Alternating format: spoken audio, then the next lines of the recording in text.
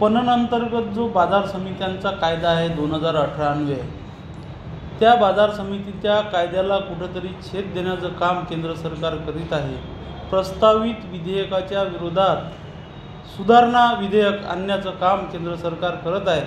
त्या विधेयकाच्या विरोधात, सुधारणा विधेयकाच्या विरोधात आज महाराष्ट्र बाजार समिती संघ पुणे अंतर्गत संपूर्ण महाराष्ट्रभर बाजार समित्या ह्या कळकळीत बंद ठेवण्यात आलेल्या आहेत। या केंद्र सरकारच्या कायद्याच्या विरोधात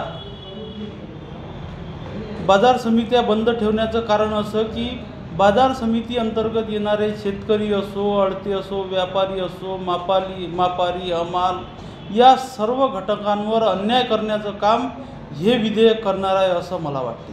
किती आवक अमरावती जिल्ह्यामध्ये काय सध्या परिस्थिती आहे?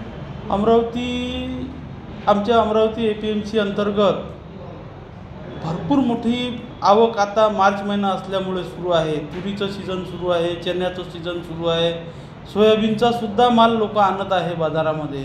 जवळपास 20 ते 25 हजार पोत्याची आवक रोज आपल्या बाजार समितीमध्ये होत आहे।